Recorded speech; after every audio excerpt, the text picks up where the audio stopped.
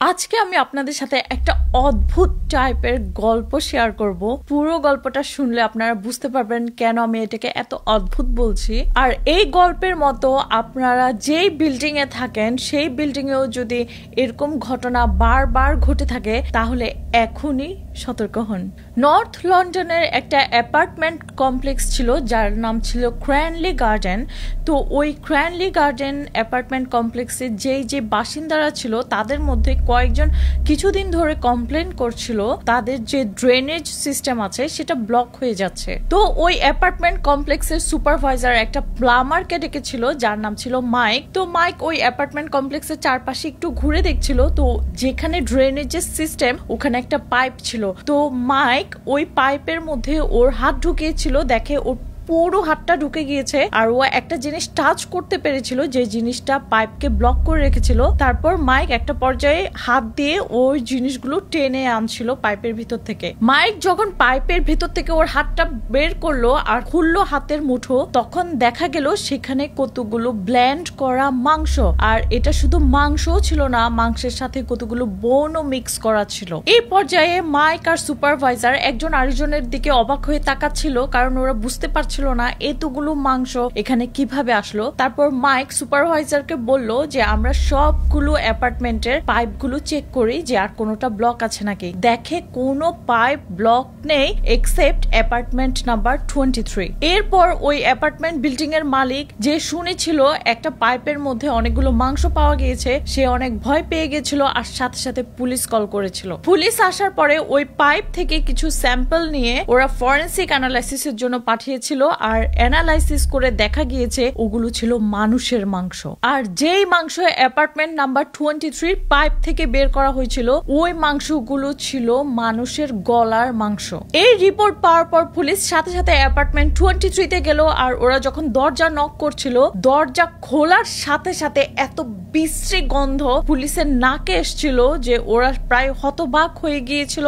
আর ওই সময় যে দরজা খুলেছিল সে ছিল ওই অ্যাপার্টমেন্টের বাসিন্দা, তার নাম ছিল ডেনিস নেলসন। আর ডেনিসের বয়স ছিল প্রায় লেট 30s। তো পুলিশ ওই সময় ডেনিসকে বলল আমরা তোমার পাইপের মধ্যে মানুষের মাংস পেয়েছি। তখন ডেনিস পুলিশকে বলল oh my goodness, I can't believe it, it's horrible. Police সাথে সাথে ডেনিসের পুরো নাটক বুঝে গিয়েছে। পুলিশ ডাইরেক্ট বলল তুমি রেস্ট অফ দ্য বডি কোথায় রেখেছো আমাদেরকে এখনই বলো। পুলিশের এই কথা শোনার পর ডেনিস সাথে সাথে ইমোশনলেস হয়ে গিয়েছে, একদম স্ট্রেট ফেস, ওর হাসি বন্ধ করেছে প্লাস নড়াচড়া বন্ধ করে ও জাস্ট পুলিশকে একটা ক্লজেটের দিকে পয়েন্ট করছিল, বলল ওখানের ভেতর rest of the body. Police ওই ক্লজেট চেক করার আগে ডেনিসকে বলল তুমি কি আর কোনো বডি লুকিয়ে রেখেছো যেটার কথা আমাদেরকে জানতে হবে। ডেনিস সাথে সাথে ওর অ্যাপার্টমেন্টের যে ফলস ছাদ আছে ওটার উপর পয়েন্ট করছিল আর বলল ওখানে প্রায় 15-16টা আছে। এরপর পুলিশ ডেনিসকে অ্যারেস্ট করে সাথে সাথে পুলিশ স্টেশনে নিয়ে গেল। এরপর ডেনিস একটা হরিবল স্টোরি বলেছিল পুলিশকে। ঘটনাটা শুরু হয়েছিল আরো 5 বছর আগে 1978-এ। ডেনিস একদিন ওর অ্যাপার্টমেন্ট বিল্ডিং এর পাশে একটা পাব ছিল, ওখানে গিয়েছিল সন্ধ্যায়। তো ও নোটিস করলো একটা টিনেজার ছেলেও ওই সময় পাবে এসেছিল আর ওই ছেলেটার নাম ছিল স্টিভেন। ও যখন পাব থেকে অ্যালকোহল কিনতে চেয়েছিল টিনেজার ছেলেটা, তখন পাবের মানুষ ওকে অ্যালকোহল কিনতে দেয়নি কারণ ও টিনেজার। তখন ডেনিস ওই স্টিভেনকে বলছিল আমার বাসা পাশেই, চলো তুমি আমার বাসায় চলো, ওখানে তুমি অনেক অ্যালকোহল পাবে। তো ওই সময় স্টিভেনেরও অনেক লোভ লাগছিল, তাই ও ডেনিসের সাথে ডেনিসের অ্যাপার্টমেন্টে আসলো। এরপর ওরা সারা রাত অনেক অ্যালকোহল কনজিউম করেছিল, টিভি দেখছিল, অনেক হাসাহাসি করছিল, জোক করছিল। এক সময় দুজনই অ্যালকোহল খেতে খেতে একটা পর্যায়ে ইনটক্সিকেটেড হয়ে গিয়েছিল আর ওরা সোফায় ঘুমিয়ে পড়েছিল। এর পরদিন সকালবেলা ডেনিস প্রথমে ঘুম থেকে জেগে ওঠে আর ও দেখে স্টিভেন এখনো সোফায় ঘুমিয়ে আছে। এখন এখানে একটা কথা বলে রাখি, ডেনিস অবভিয়াসলি ছিল একটা সাইকো প্রকৃতির মানুষ। ও তখন মনে করলো স্টিভেনের যদি ঘুম ভেঙে যায় ও তো তাহলে চলে যাবে, তাহলে আমার কোনো বন্ধু থাকবে না, স্টিভেন চলে গেলে আমি তো একা হয়ে যাব।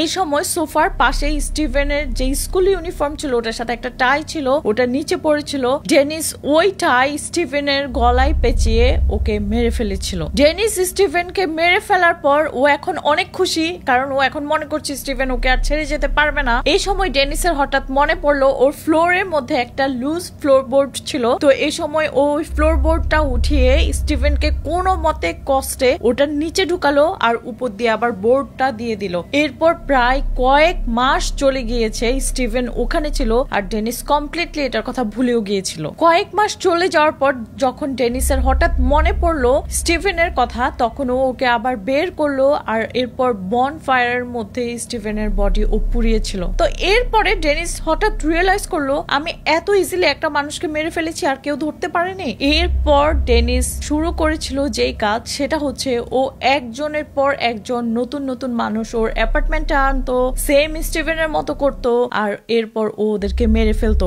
এভাবে একজনের পর একজন মারতে মারতে ডেনিস 15 জন মানুষকে মেরেছিল ওর অ্যাপার্টমেন্টে এনে। একটা পর্যায়ে এমন হয়েছে যে 15টা মানুষের লাশ এখন ডেনিসের অ্যাপার্টমেন্টে। তো এই পর্যায়ে ডেনিস ওই লাশগুলোকে কেটে কেটে ব্ল্যান্ড করে ওর ওই ড্রেনের পাইপ দিয়ে ঢুকিয়েছিল আর ইভেন্চুয়ালি এরকম করতে করতে ড্রেনও ব্লক হয়ে যেত আর ইভেন্চুয়ালি ডেনিসও ধরা পড়েছিল। একটা পর্যায়ে এমন হয়েছে ডেনিসের পুরো অ্যাপার্টমেন্ট এত বিশ্রী গন্ধ হয়ে গিয়েছিল যে এই গন্ধ চলে যাওয়ার জন্য ও অনেক ব্লিচ এনেছিল, অনেক এয়ার ফ্রেশনার এনেছিল, কিন্তু কোনো কিছুতেই কাজ হচ্ছিল না। এই 15 জন মানুষ ছাড়াও কিন্তু ডেনিস আরো 7 জন মানুষকে ট্রাই করেছিল ওর ট্র্যাপে ফেলে অ্যাপার্টমেন্টে এনে মেরে ফেলতে, বাট কোনোভাবে ওই 7 জন মানুষ বেঁচে গিয়েছে। তো ডেনিস এই 15 জন মানুষকে মেরে ফেলার জন্য ওর যে পানিশমেন্ট হয়েছিল সেটা হচ্ছে লাইফ ইন প্রিজন।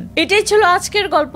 আমরা বিশ্বাস করতে পারি যে আমরা যেই বিল্ডিং এ থাকি আমরা মনে করছি কত সেফ, আমি মনে করছি আমি ভালো, তো বাকি সব মানুষ ভালো। আসলে কোনো একটা ইউনিটে একজন সাইকোপ্যাথ আছে, সেটা আমরা কেউ জানবো না। আসলে কোনো একটা ইউনিটে একটা সাইকোপ্যাথ থাকতে পারে, সেটা আমাদের কল্পনার বাহিরে থাকবে। আমি একটা কথা আপনাদেরকে বলতে চাই, যখন আপনার চারপাশে আপনি রিয়েলাইজ করেন কোনো ডজে কিছু হচ্ছে বা যে জিনিস আপনার কাছে মনে হচ্ছে না এটা নর্মাল না, তাহলে আমরা অবশ্যই সেই জিনিসটা চেক করা উচিত। তো আশা করি আজকের ভিডিওটা ভালো লেগেছে। ভিডিওটা ভালো লাগলে শেয়ার করবেন প্লিজ। আমার পেজে নতুন হলে পেজটা লাইক এন্ড ফলো করবেন। আমার একটা ইউটিউব চ্যানেল আছে যার নাম হচ্ছে স্বপ্ন ব্লগস।